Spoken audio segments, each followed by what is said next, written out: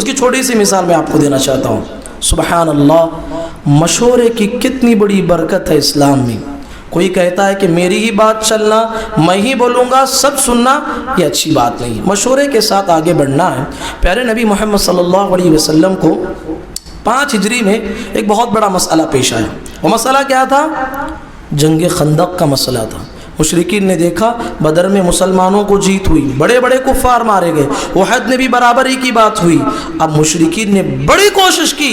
5 ہجری میں انہوں نے یہودیوں کو دوست بنایا, بہت سارے قبیلوں کو اپنا دوست بنا کے معاہدہ لے کے وہ سب کے سب مدینے پہ حملہ کرنا چاہ رہے تھے. سب کیونکہ مسلمانوں کے دشمن تھے یہودی بھی.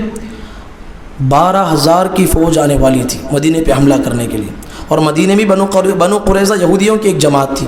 پیارے نبی صلی اللہ علیہ وسلم بڑے پریشان ہو گئے. سارے صحابہ کو جمع کیا, سارے صحابہ سے پوچھا کہ اے میرے صحابہ, مشورہ دیجئے کہ 12,000 کی فوج آ رہی ہے, کیسے مقابلہ کریں گے؟ ایک صحابی نے الگ مشورہ دیا. ہزاروں مشورے پیارے نبی صلی اللہ علیہ وسلم کی خدمت میں آئے, لیکن ایک صحابی تھے جن کا مشورہ محمد الرسول اللہ صلی اللہ علیہ وسلم نے قبول کیا اور اس مشورے کا احترام کیا.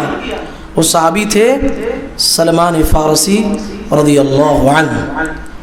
سلمان فارسی رضی اللہ عنہ نے کہا, اللہ کے نبی, میرا مشورہ ہے, میرا یہ مشورہ ہے, مدینہ پیچھے کے جانب سے جھاڑیوں سے گھرا ہوا ہے, اب بچائے سامنے کا حصہ ہے اللہ کے نبی, ہم بڑا گڑھا کھود دیں گے تاکہ مشرکین ہم تک نہ پہنچ سکے. پیارے نبی کو یہ مشورہ بڑا پیارا لگا. پیارے نبی صلی اللہ علیہ وسلم نے قبول کیا, سارے صحابہ نے قبول کیا, اور بڑی بڑی خندقیں کھودی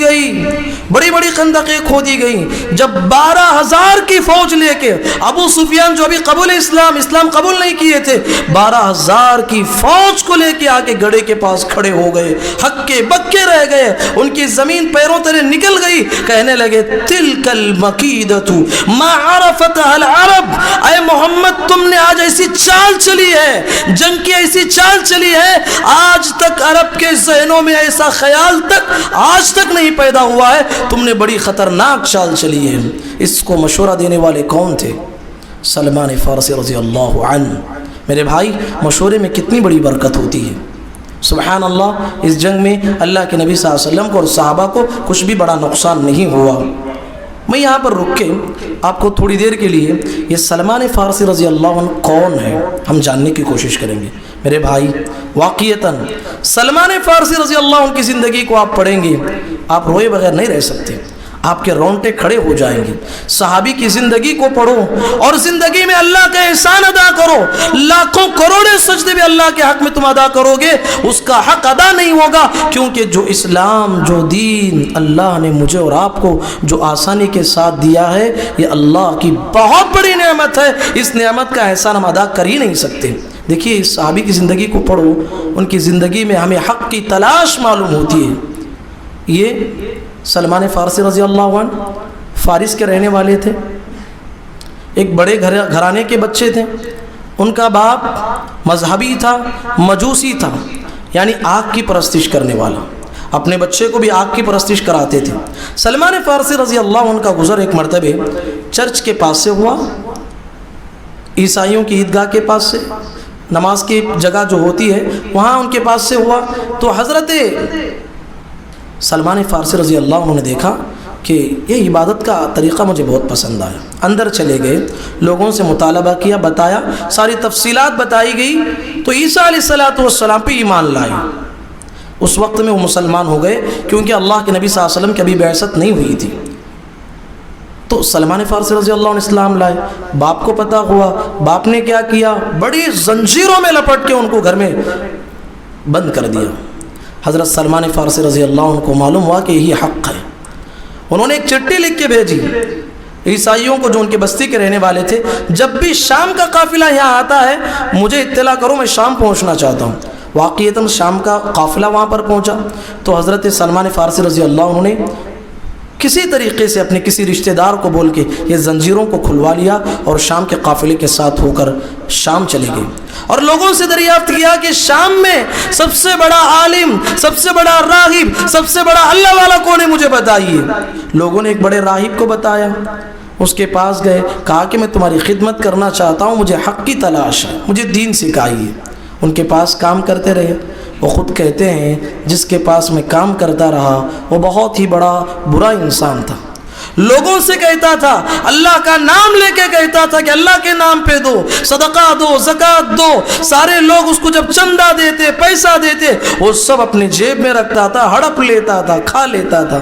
سلمان فارسی رضی اللہ عنہ کی زندگی میں کچھ نہیں کہا. جب وہ مر گیا تو سلمان فارسی رضی اللہ عنہ نے سارے لوگوں کو جمع کر کے کہا, دیکھو جو کچھ تم پیسہ دیتے تھے یہ ہڑپ کرتا تھا, یہ لوگوں تک یہ اللہ کا نام لے کے خود پیسہ کھایا کرتا تھا. دلیل کے لیے انہوں نے اس کا گھر کھول کے بتایا, سونے کے مٹکے اس کے گھر میں نکلے. لوگوں نے اس راہب کو جو ہے مرنے کے بعد اس کی لاش کو سولی پہ چڑھائی.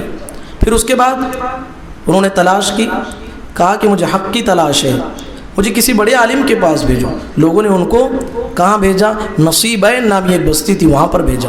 اس عالم کے پاس وہ کام کرتے رہے, خدمت کرتے رہے, دین حاصل کرتے رہے. اس کی بھی موت کا وقت آیا. موت کے وقت انہوں نے سلمان فارسی رضی اللہ عنہ نے پوچھا, بتاؤ بھائی تمہارے بعد میں کس کے پاس جا کے دین حاصل کروں؟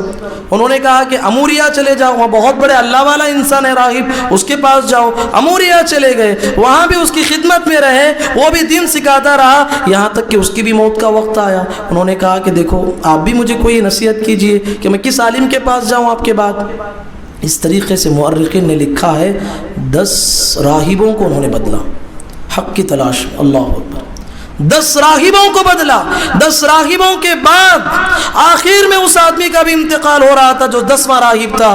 کہا کہ اللہ کے بندے آپ ذرا بتائیے میں کس عالم کے پاس جاؤں, حق کی تلاش ہے مجھے, میں حق پہ عمل کرنا چاہتا ہوں. 10ویں راہب نے کہا دیکھو میری نظر میں اب کوئی بھی اچھا انسان نظر نہیں آتا ہے, عیسائی میں کوئی بھی اچھا عالم نہیں ہے, لیکن مجھے یقین ہے ہماری کتابوں میں یہ بات لکھی ہوئی ہے, عرب میں ایک پیغمبر آنے والا ہے.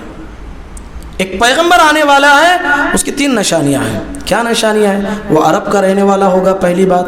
دوسرا وہ ہے صدقے کا مال نہیں کھائے گا, صرف ہدیہ لیں گے وہ. اور تیسری علامت یہ ہے ان کے پیٹھ کے پیچھے مہر نبوت ہوگی, ایک نبوت کا ایک گوشت کا لوتھڑا ہوگا جو ابھرا ہوا ہوگا. سلمان فارسی رضی اللہ عنہ کے حق کی تلاش تھی.